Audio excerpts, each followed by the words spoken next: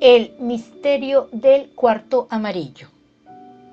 Autor Gaston Leroux. Capítulo número 5, donde Joseph Rouletabille le dirige a Robert Darzac una frase que produce su pequeño efecto.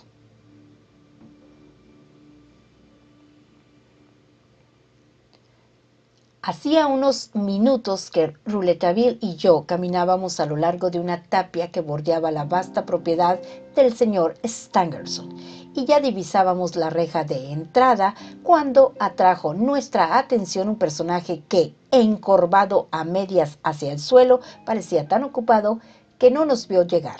Por momentos se inclinaba, se acostaba casi en el suelo. Por momentos se levantaba y observaba atentamente la tapia. Unas veces miraba el hueco de su mano, después daba grandes pasos. Luego se ponía a correr y volvía a mirar el hueco de su mano derecha. Rouletabille me detuvo con un gesto. ¡Silencio! Frédéric Larsan está trabajando. No lo molestemos.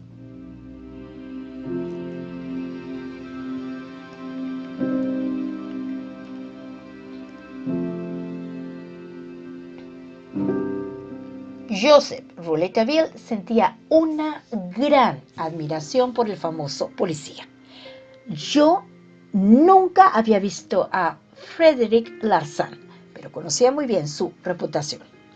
El caso de los lingotes de oro de la Casa de la Moneda, que resolvió cuando todos se daban por vencidos, y el arresto de los ladrones de cajas fuertes del Crédito Universal, lo habían vuelto casi un personaje público. En aquella época en que Joseph Rouletabille todavía no había dado las pruebas admirables de un talento único, Larsan pasaba por la inteligencia más apta para desenredar la enmarañada madeja de los crímenes más misteriosos y más oscuros. Su reputación se había extendido en el mundo entero y, a menudo, la policía de Londres o de Berlín o incluso de los Estados Unidos le pedía ayuda cuando los inspectores y los detectives nativos confesaban haber llegado al límite de su imaginación y sus recursos. Así pues, no es de extrañar que desde el comienzo del misterio del cuarto amarillo, el jefe de la Sûreté haya pensado en enviar a su valioso subordinado a Londres, a donde Frédéric Larsan había sido enviado por un importante caso de títulos robados. Un telegrama que decía: vuelva rápido. Creíamos que Frédéric, a quien llamaban en la Sûreté el Gran Fred, se había dado mucha prisa. Sin duda sabía por experiencia que, si lo molestaban, era porque seguramente necesitaban de sus servicios. Fue por eso que aquella mañana Rouletabille y yo lo encontrábamos en plena tarea. Pronto comprendimos en qué consistía.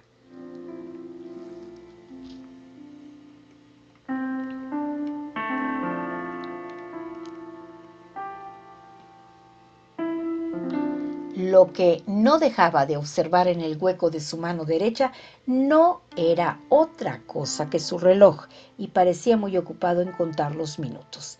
Luego desanduvo el camino. Reemprendió una vez más su carrera, que no detuvo hasta llegar a la reja del parque. Volvió a consultar su reloj. Lo puso en su bolsillo. Encogió los hombros con un gesto de desaliento. Empujó la reja. Penetró en el parque. Volvió a cerrar la reja con llave. Levantó la cabeza y, recién entonces, nos divisó a través de los barrotes. Rouletabille corrió y yo lo seguí. Frédéric Larsan nos esperaba. Señor Fred, dijo Rouletabille, quitándose el sombrero y mostrando un profundo respeto, fundado en la auténtica admiración que el joven reportero sentía por el célebre policía. ¿Podría decirnos si Robert Darzac se halla en el castillo en este momento? Hasta aquí uno de sus amigos del Tribunal de París que desearía hablarle.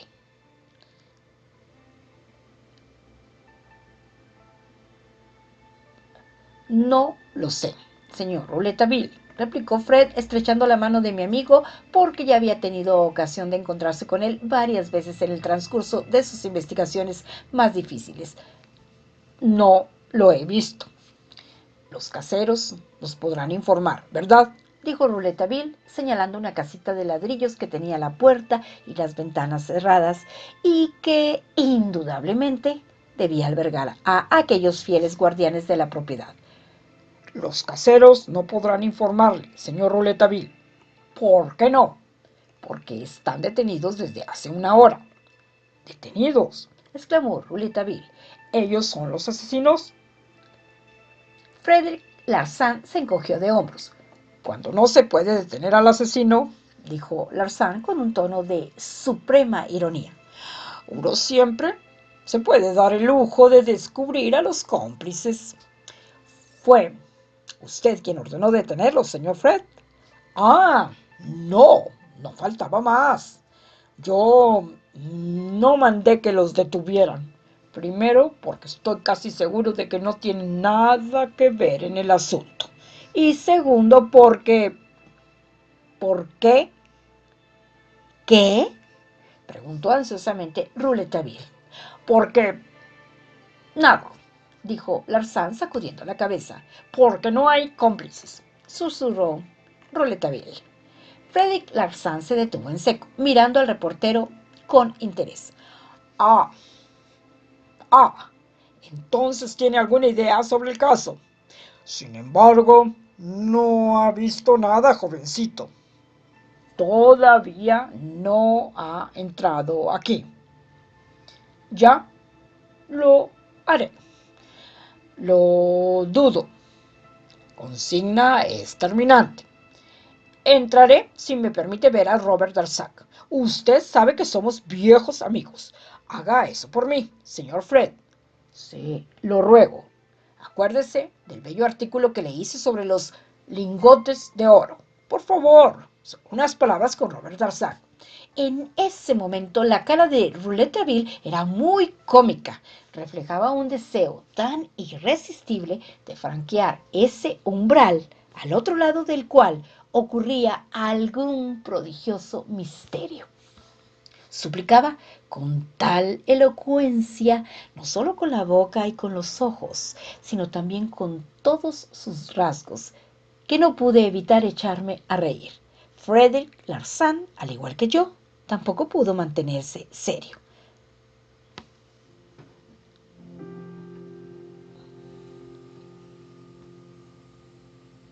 Sin embargo, del otro lado de la reja, Frederick Larsan volvía a meter tranquilamente la llave en su bolsillo. Yo lo examinaba. Era un hombre que podía tener unos 50 años. Tenía una hermosa cabeza, el pelo entrecano, la tez mate, el perfil duro, la frente era prominente, la barbilla y las mejillas estaban cuidadosamente afeitadas. Los labios sin bigote, delicadamente dibujados. Los ojos, algo pequeños y redondos, se clavaban en las personas con una mirada inquisidora que extrañaba e inquietaba. Esbelto y de mediana estatura, su aspecto general era elegante y simpático. Nada tenía del vulgar policía. Era un gran artista en su género y él lo sabía. Se podía percibir que tenía una elevada idea de sí mismo. El tono de su conversación era el de una persona escéptica y desengañada. Su extraña profesión le había hecho frecuentar tantos crímenes y bajezas que habría resultado inexplicable que no le endureciera un poco los sentimientos, según la curiosa expresión de Rouletabille.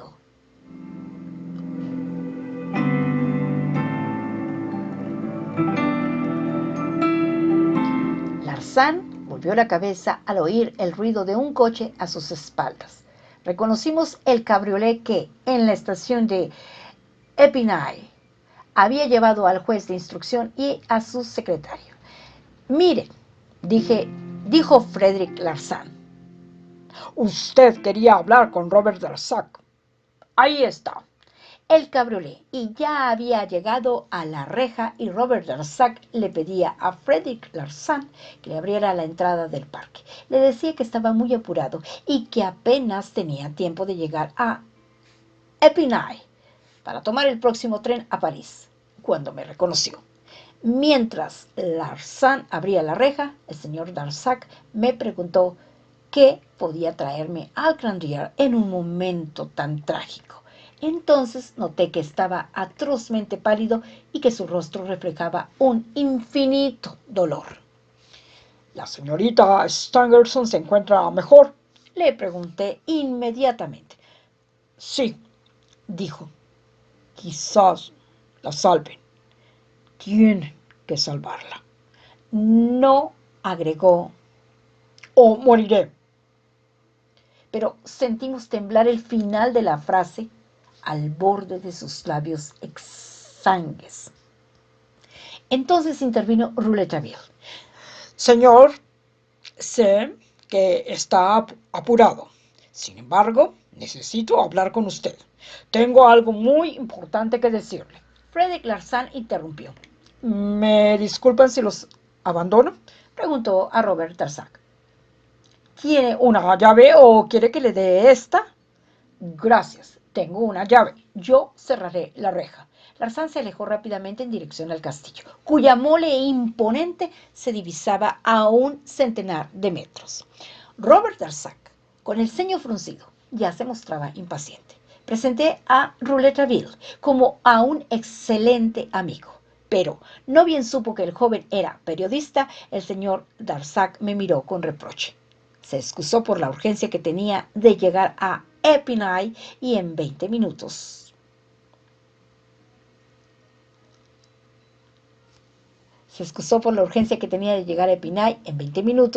Saludó y fustigó su caballo. Pero Rouletabille, ante mi profundo estupor, ya había sujetado las riendas y detenido el pequeño carruaje con mano vigorosa, mientras pronunciaba esta frase desprovista para mí de todo sentido.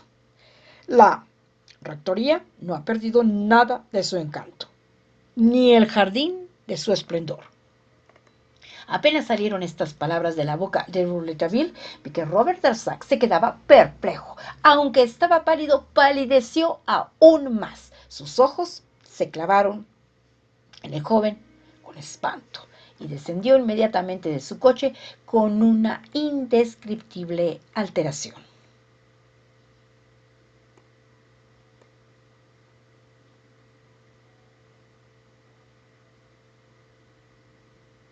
Vamos, síganme, balbuceó. Y, de repente, prosiguió con una especie de furor. Vamos, señor, vamos. Y desanduvo el camino que conducía al castillo, sin decir una palabra más. Mientras Rouletabille lo seguía sin soltar el caballo, le dirigí unas palabras al señor Darzac, pero no me respondió. Interrogué con la mirada a Rouletabille, pero no me vio.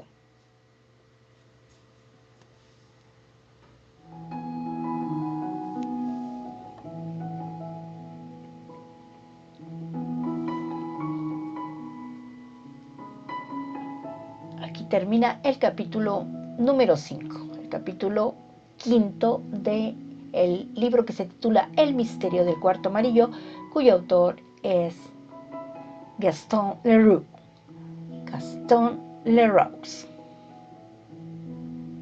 Son las 9 de la mañana con 17 minutos y hoy es miércoles 8 de diciembre del 2021.